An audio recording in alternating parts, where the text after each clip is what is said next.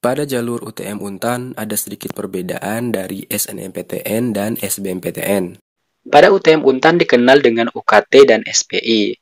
Seperti yang kita ketahui, pada jalur SNMPTN dan SBMPTN,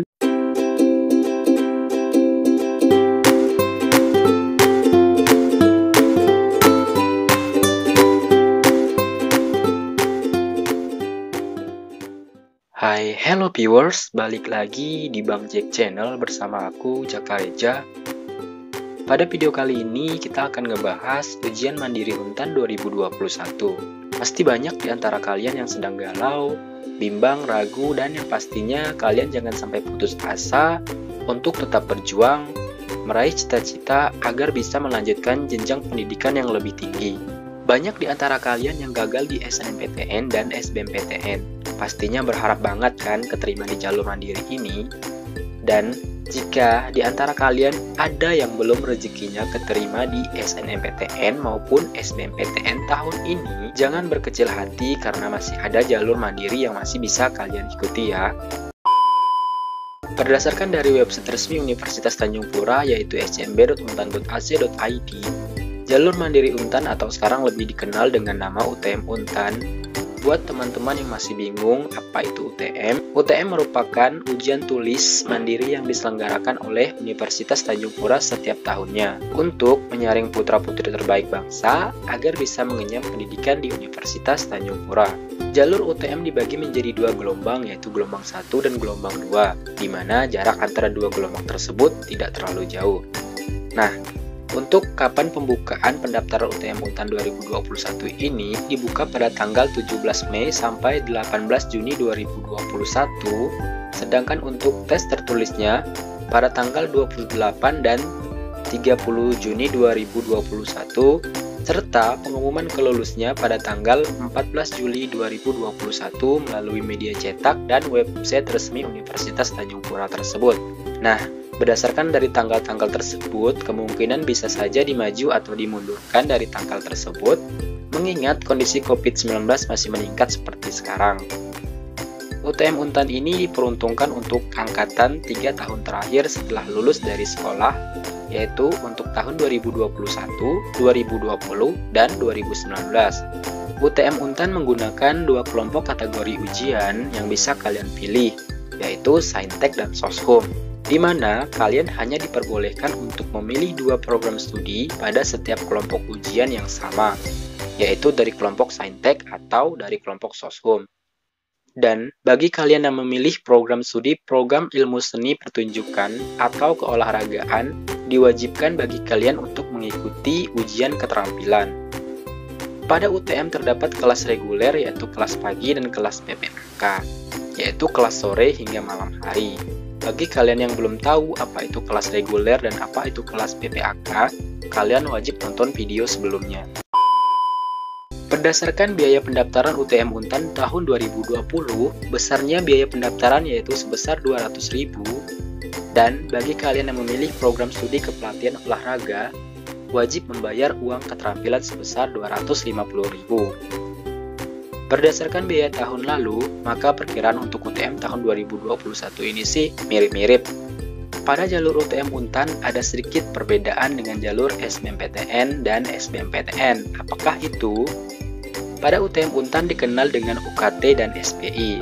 Seperti yang kita ketahui, pada jalur SNMPTN dan SBMPTN, kalian hanya dikenakan UKT saja.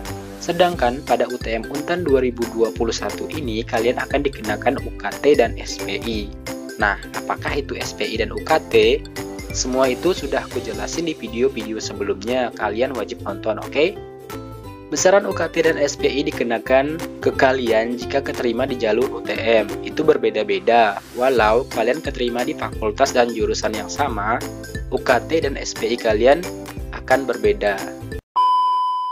Yang selanjutnya, untuk materi UTM Untan kemungkinan besar masih sama ya, yaitu meliputi tes kemampuan skolastik atau TKS, tes kemampuan dasar sains dan teknologi atau TKD Saintek untuk kelompok Saintek yang terdiri atas matematika, biologi, kimia, dan fisika, dan tes kemampuan dasar sosial atau humaniora TKD Soshum untuk kelompok Soshum yang terdiri atas sosiologi, sejarah, geografi, ekonomi, dan pendidikan kewarganegaraan.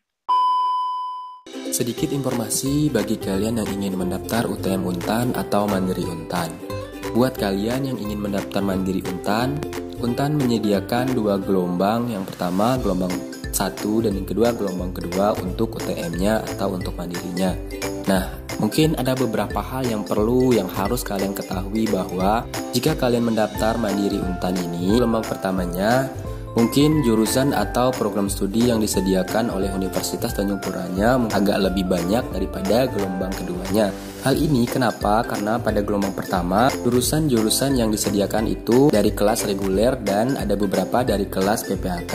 Sedangkan untuk gelombang kedua, jurusan yang disediakan itu kebanyakan kuota sisa atau kuota yang tidak terpenuhi dari gelombang pertama, yaitu kemungkinan besar program studi yang disediakan yaitu adalah untuk kelas PPAK, yaitu kelas sore atau malam hari. Nah, jadi di sini perlu teman-teman ketahui terlebih dahulu, jika teman-teman ingin mendaftar di Mandiri pertama ini, kalian pikirkan dulu jurusan yang akan kalian ambil, prioritaskan jurusan yang memang benar-benar kalian ambil. Jika kalian dinyatakan lolos atau keterima pada program studi tersebut di UTM 1 atau di gelombang pertama, maka kalian tidak bisa lagi untuk mendaftar di gelombang kedua. Sedangkan di gelombang pertama tadi, jurusan atau program studi yang disediakan yaitu mungkin agak lebih banyak, ada dari kelas reguler dan ada juga dari kelas PPAK. Kebanyakan dari kelas reguler. Sedangkan di Mandiri kedua atau di gelombang keduanya, program studi yang disediakan yaitu kebanyakan dari kelas PPAK. Ya, kesempatan kalian untuk bisa kuliah di kelas regulernya atau di pagi hari kemungkinan besar sedikit karena kuotanya hanya disediakan kebanyakan untuk yang kelas PPAK, kelas sore atau kelas malam hari. Perlu kalian ketahui bahwa ketika peserta sudah banyak sekali mengambil di reguler, maka jurusan tersebut tidak muncul lagi di website pendaftaran karena otomatis tertutup oleh sistem. Jadi untuk gelombang kedua ini sistemnya siapa cepat dia dapat. Jadi persiapkan dengan lebih teliti lagi, dengan lebih matang-matang karena siapa cepat dia dapat. Oke, jadi sekian video yang dapat saya sampaikan. Mungkin dari teman-teman ada yang ingin ditanyakan, kalian boleh komen di kolom komentar di bawah ataupun email ke saya pribadi. See you next video. Sampai berjumpa di Universitas Tanjung Pura.